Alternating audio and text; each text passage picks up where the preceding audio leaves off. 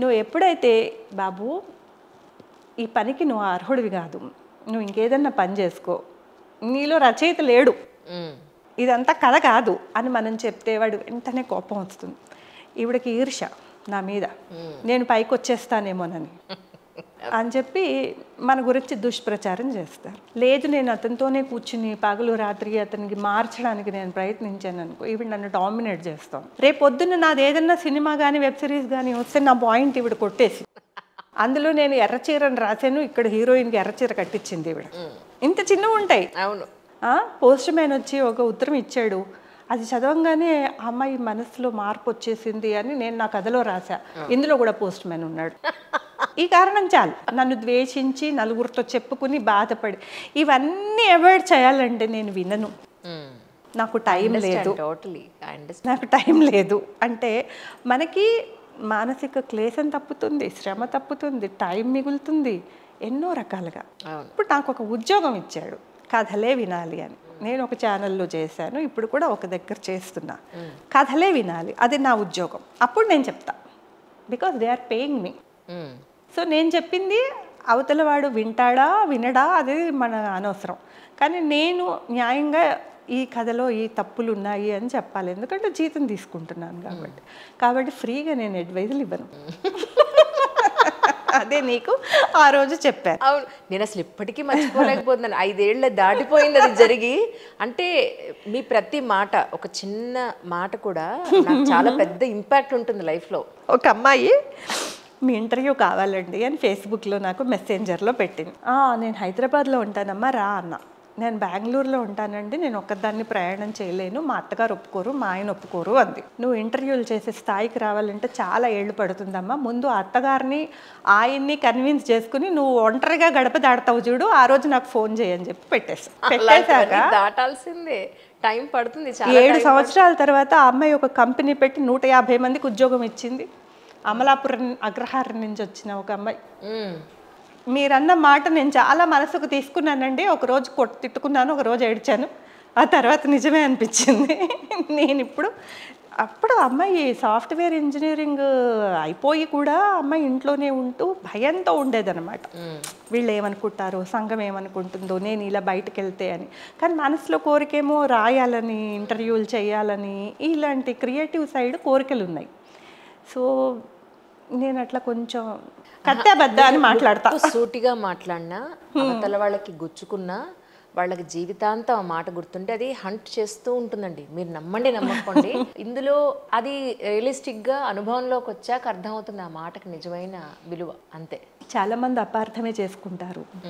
అర్థం చేసుకునే వాళ్ళు అంజలిలాగా ఏదన్నా ఒక 2-3% ఉంటారేమో, కానీ అపార్థం చేసుకుని ఇవిడకి చాలా అహంకారం అనేవాళ్ళు చాలా మంది. కానీ నేను ఏం చెప్తాను అంటే, నువ్వు ఎక్స్ప్లాయిట్ కాబడకు, నువ్వు అన్నింటికీ తల వంచకు, నీకు ఇష్టం లేని దగ్గర నోరిప్పి మాట్లాడు. మహా అయితే వాడు పని ఇవ్వడు, అవును, నేను చంపేయలేడు. ఇంకేదన్నా చేస్తే నువ్వు వెంటనే కేసు పెడతావు, అరుస్తావు, గొడవ చేస్తావు, లేదా నీ శక్తి ఉంది నువ్వు చెప్పు తీసుకుని కొడతావు. వాడు భయపడతాడు. పేరు ప్రఖ్యాతులు ఉన్నవాడు ఒక అమ్మాయి చెప్పు తీసి కొట్టింది అని అంటే బయటకు వెళ్ళి చెప్పుకోవడానికి వాడు భయపడతాడు. ఎగ్జాక్ట్లీ. ఇది కూడా నేను ఒక కథలో రాశాను, జాలం అనే కథలో. ఆ అమ్మాయి చెప్పు తీసుకుని కొడుతుంది లోపలికి వెళ్ళి, వాడు బయటకు వచ్చి ఎవరికి చెప్పలేడు. ఈ జీవితంలో ఎప్పటికన్నా ఈ పని చేయాలి, ఒక్కసారైనా చేయాలి. నీకు తెలియదు కొట్టాలని, నీకు ఎవరన్నా నీకు రావాలి, ఆత్మ ప్రబోధన రావాలి నీకు. వీడు ఎవడు నన్ను ఇంత అవమానించడానికి అని. ఇప్పుడు మోస్ట్ డ్యామేజింగ్ ఏముంది, ఆడపిల్ల మీద తన ఇష్టం లేకుండా వాడు మీద పడడం, మీద చెయ్యడం, అవును, ఒక పసు ప్రవృత్తితో బిహేవ్ చేయటం. అప్పుడు కూడా నువ్వు కొట్టడానికి వెనకాడితే, అప్పుడు కూడా నువ్వు తిట్టడానికి అంటే ముందు నీ శక్తి ఉపయోగించి ఆ తర్వాత కదా నువ్వు పోలీస్ స్టేషన్లకు వెళ్ళేది, నువ్వు కేసులు పెట్టేది, ఇవన్నీ తర్వాత విషయం. ముందు వాడు భయపడిపోతాడు ఒక్కడే ఉన్నప్పుడు.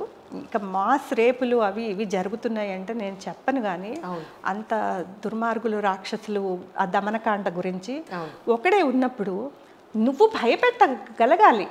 ఆడపిల్లల్ని అలా పెంచాలి. నిన్ను ఎవడన్నా చెయ్యి వేస్తే నువ్వు ఎదురు తిరగాలి, వాడికి 2 పంచులు ఇవ్వాలి. ఈ మధ్య బాగా నచ్చిపోయిన సినిమా జై హే, జయ జయ జయ హే అనే సినిమా, మలయాళంది. అమ్మాయి రోజు కొడుతుంటాడు ప్రతి దాంట్లో, ఉప్పు తక్కువైందని, అదని ఇదని మొగుడు. అమ్మాయి యూట్యూబ్లో చూసి కరాటే నేర్చేసుకుంది. రోజు బాత్రూమ్ గోడని గుద్ది గుద్ది గుద్ది గుద్ది తన్ని ఒక రోజు లాస్ట్కి ఇలాగే ఏదో అంటూ ఉంటాడు, కొట్టడానికి చెయ్యెత్తుతాడు. ఒక్క పంచి ఇస్తే వెళ్ళి పడిపోయి ఎక్వేరియం విరిగిపోయి అందులో వాడి మెడ ఇరుక్కుపోయి వెరీ గుడ్. వాడు అసలు మళ్ళీ లేవలేక చెప్పుకోలేడు.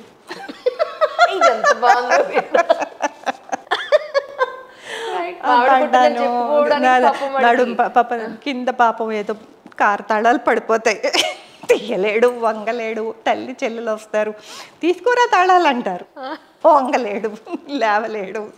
ఏమైందిరా అంటే జారి పడ్డాను అంటాడు. ప్రతిరోజు వైఫ్ని కొట్టినప్పుడు పాపం ఆ అమ్మాయి ఎంత అబలగా ఉన్న వాళ్ళని పశుబలం చూపించి కొడతారు. వైఫ్ బీటింగ్ అనేది దీనికి చదువుకున్న వాళ్ళు కూడా అతీతులు కారు. అవును, పెద్ద పెద్ద పొజిషన్స్లో ఉన్న వాళ్ళు, ఐఏఎస్లు, ఐపీఎస్లు, డాక్టర్స్, చాలా మంది భార్యలు నాతో చెప్పుకున్నారు. నాకు దగ్గర కౌన్సిలింగ్ వస్తారు. లేడీ అంటే ఇంటిలిపా, అది జబ్బమ్మా, జబ్బు కదా, అది జబ్బు, ఒక మానసికమైన జబ్బు. దానికి చిన్నప్పుడు తెలీదు, ఇప్పుడు తల్లిదండ్రులకు తెలీదు. ఎందుకంటే వాడు కొట్టడు, తల్లిని చెల్లెల్ని కొట్టడు, పెళ్లి చేసుకుని వచ్చిన పెళ్ళాన్నే కొడతాడు. సో ఎవరు చెప్పలేరు వాడు పెళ్ళయి వాడు ఒక అమ్మాయితో ఒంటరిగా ఉన్నప్పుడు ఎలా బిహేవ్ చేస్తాడు అన్నది ఎవరికి తెలీదు. సో నార్సిజం అనేది వాడి అహం ప్రదర్శించడానికి వాడికి ఒకళ్ళు దొరకాలి, ఒకళ్ళ బలహీనులు దొరకాలి, ఒకళ్ళు వాడికి లోబడి ఉండేవాళ్ళు దొరకాలి. అప్పుడు వాడి రోగం ప్రకోపిస్తుందన్నమాట. ఒక అమ్మాయి, ఒక ఆవిడ, పెద్ద ఆవిడ, నా ఏజ్ ఆవిడ, నిన్న కాక మొన్న కూడా కొట్టాడండి. అమెరికాలో ఉంటుంది పైగా ఆవిడ. అమ్మాయి గ్రాడ్యుయేషన్కి వెళ్ళే ముందు కూడా గొడుగుతో కొట్టాడండి. ఇటు పక్కనంతా వాచిపోయిందండి. అంటే మరి మీ పిల్లలు ఏం చేస్తున్నారమ్మా, నీకు పెద్ద పెద్ద కూతుళ్ళు ఉన్నారంటే నేను పిలిచి చూపిస్తే కూడా తనే కొట్టుకుందమ్మా, నేను ఇలా చేస్తానా అంటే వాళ్ళు నమ్మేస్తారు వాళ్ళ నాన్నని అంది. పిల్లలు కూడా నిజంగా అసలు అంటే వాళ్ళకి అసలు సైడే తెలియకుండా కాపాడుకుంటారు వీళ్ళు. అవును, ఫాదర్స్. అవును అవును, మహా నటులు ఉంటారు వాళ్ళు. ఒక సీరియల్ కిల్లర్ సినిమాలలో చూస్తుంటాం, మన మధ్యలో తిరుగుతుంటాడు వాడు మర్యాదస్తులాగా, ఎప్పుడు తెలుసుకోడు వాడే హత్యలు చేస్తున్నాడు అని. అంటే వాడిలో ఒక కోణం నటన ఉంటుంది కదా.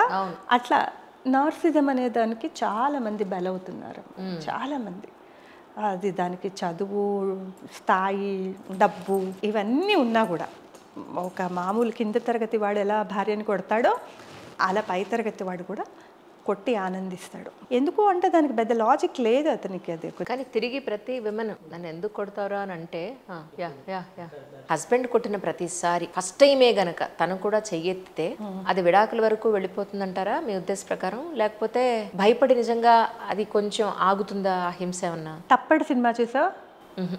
ఒక్కసారే కొట్టాను కదా అని వాడు ఎన్నో క్షమార్పణలు చెప్తాడు.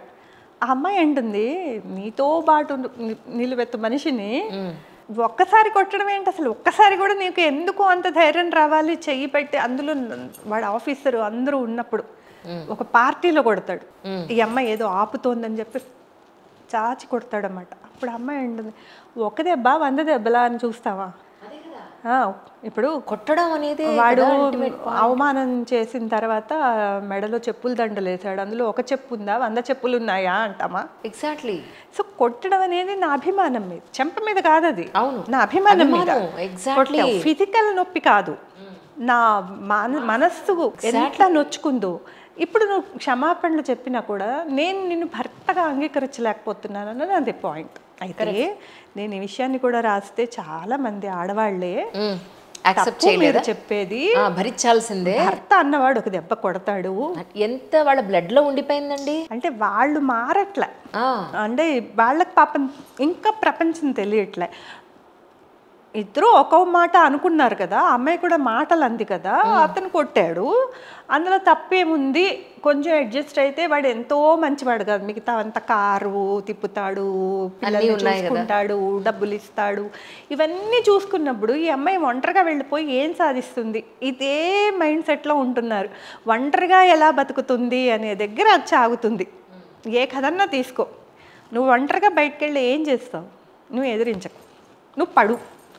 ఈ ఒక్కసారి దెబ్బ కొట్టినప్పుడు ఈ అమ్మాయి నోరు మూసుకుని పడితే వాడు కాళ్ళు పట్టుకుని సారీ సారీ అంటాడు, క్షమించేస్తే వాడు రెండోసారి కొట్టడం ఏంటి, మూడోసారి కొట్టడం ఏంటి, నాలుగోసారి అలవాటుగా మారదనేంటి? ఇప్పుడు అలవాటైపోతుంది. తాగిన ప్రతిసారి ఇది ఒకటేసారి అని చెప్పి చాలా డ్రింక్ చేసేవాళ్ళు. రాత్రిపూట శుభ్రంగా చచ్చేట్టు కొట్టి పొద్దున్న లేచి కాళ్ళు పట్టుకునే వాళ్ళు ఎంతమంది ఉన్నారు. అంటే అదే అంటున్నాను, ఇప్పుడు దీనికి ఆ ఫోన్లు ఇది ఒక్కటే కదా అని అడ్జస్ట్ అయిపోయి ఉంటే ఇక వాడికి అదే అలవాటు అయిపోయి ఉంటుంది కదా. ఎంతకాలం పడుతుంది అలా ఈవిడ అంటే ఈవిడ్ని ఆత్మాభిమానం చంపేసుకుని ఎంతకాలం ఉంటుంది? చాలా తరాలుగా పడే ఉంటున్నారు. Other side of the coin ఆడవాళ్ళు కూడా కొడతారట. కొంతమంది నా దగ్గరకు ఉన్నారు నాకు తెలిసిన వాళ్ళు కూడా ఉన్నారు. చక్కగా పప్పు గుత్తి ఠెంగమని కొడతారట వాళ్ళు వెళ్ళి. వేరే రాష్ట్రంలో ఎంత బాగుందో వినడానికి. మా పెద్దమ్మ గారు వాళ్ళు బ్రహ్మానందం గారు చెప్పినట్టు ఆ ఊహే ఎంత బాగుందో అని. ఆ ఊహ కూడా అంత బాగుండదు అంజలి. ఎందుకంటే పాప అమాయకుల మీద చూపిస్తారు వీళ్ళ ప్రతాపం. ఎప్పుడు చూడు మంచి వాడు ఉంటే గయ్యాళి పెళ్ళ ఉంటుంది, కూర్చుంటే నిలబెడితే హింసిస్తుంది. ఒక ఆయన వచ్చి ఏడుస్తూ మాకు కొంచెం అన్నం పెట్టండి, మా ఆవిడ నన్ను బాగా కొట్టింది, ఇవాళ పొద్దు నుంచి నాకు అన్నం పెట్టలేదు అని చెప్పేవాడు. ఒక పెద్ద ఇంజనీర్ ఒక రాష్ట్రంలో ఉన్నప్పుడు మా పెద్దమ్మ వాళ్ళు పాపం ఒకసారి రుబ్బురోల పత్రం పెట్టుకొట్టేసింది ఆవిడ. దరిద్రం వదిలిపోయింది, ఆసుపత్రి పాలయ్యాడు. కాదు, ఆవిడకేం ఆర్థికంగా కూడా లేదు, అయినా కూడా కొంతమంది ఉంటారట. సో అందరూ ఆడవాళ్లే పడుతున్నారు కష్టాలని నేను చెప్పను, మగవాళ్ళు కూడా పడుతున్నారు. మగవాళ్ళ మీద కేసులు, ఫాల్స్ కేసులు పెడుతున్నారు, ఆడపిల్లలు ఎక్స్ప్లాయిట్ చేస్తున్నారు. క్రెడిట్ కార్డులు అవి తీసేసుకొని మొత్తం వాడేసి వదిలేసే వాళ్ళు ఉన్నారు. ఇతని దగ్గర ఏదైనా బలహీనత ఉంటే దాన్ని వాళ్ళు క్యాష్ చేసుకునే వాళ్ళు ఉన్నారు. రెండో సైడ్ కూడా ఉన్నారు. బట్ పర్సంటేజ్ వైజ్ విమెన్ ఎక్కువ సఫర్ అవుతున్నారు, మెన్ కూడా ఉన్నారు. బట్ పర్సంటేజ్ అంత ఎక్కువ లేదేమో అని నా ఉద్దేశం. ఇప్పట్లో రెండు సమానంగానే ఉన్నాయి. అంతేనా? అదే ఇందుకే రైటర్ పాయింట్ ఆఫ్ వ్యూ అన్నా, ఇందుకే ఎక్కువ చూస్తారు సొసైటీని మాకన్నా కూడా ఎక్కువగా. ఆ కేసులు కూడా ఉన్నాయి. ఒక అబ్బాయి పెళ్లి వయసుకు వచ్చి పెళ్లి చేసుకోవాలంటే ఎడగడ వణుకుతున్నాడు ఈ రోజుల్లో. అవును, ఎట్లాంటి అమ్మాయి వస్తుందో మనకు తెలియదు. నిన్ననే చూసాం కదా ఒక హనీమూన్కి వెళ్ళినప్పుడు భర్తను చంపేసిన అమ్మాయి. కాదండి, నాకు ఇదే ఆశ్చర్యం. వీళ్ళు చంపేశారు ఇంతకాలం విన్నాం, అత్తగారులు మావగారులు చంపేశారు వీళ్ళందరూ విన్నాం. అసలు ఇష్టం లేకపోతే పెళ్లి చేసుకోకుండా ఉంటే పోలా, చంపేయడాలు ఎందుకు? అది కూడా మానసికమైన జబ్బేమో, లేకపోతే సినిమాలు టీవీ సీరియల్స్ చూసి అందులో చూడు, ఇప్పుడు మనకు వచ్చే కొన్ని సినిమాలలో హత్య చేసి తప్పించుకోవడం హీరోయిజం, చట్టానికి పట్టుపడకపోవడం హీరోయిజం అనే సినిమాలు కొన్ని వస్తున్నాయి కదా. నేనెందుకు పేరు చెప్పడం, అలాంటి సినిమాలు కూడా వస్తున్నప్పుడు వీళ్ళు ఏంటంటే వీక్ మైండ్ వాళ్ళు. భర్తకి మొహం మార్చేద్దాం అనుకుంది కదా ఒక ఇల్లాలు, మొగుడిని చంపేసి భర్త మొహం ప్రియుడికి పెట్టేసుకుని ఆస్తిపాస్తులు అనుభవిద్దాం అనుకున్న ఒక అమ్మాయి ఉంది కదా ఇప్పుడు మన జైల్లో. ఇప్పుడు విడుదల చేశారో ఏమో నాకు తెలియదు కానీ అది సినిమాగా కూడా తీశారు హిందీలో. పాపం అది ఎంత గొప్ప కథ అని వాళ్ళు సినిమాగా కూడా తీశారు. ఒక బోన్ సూప్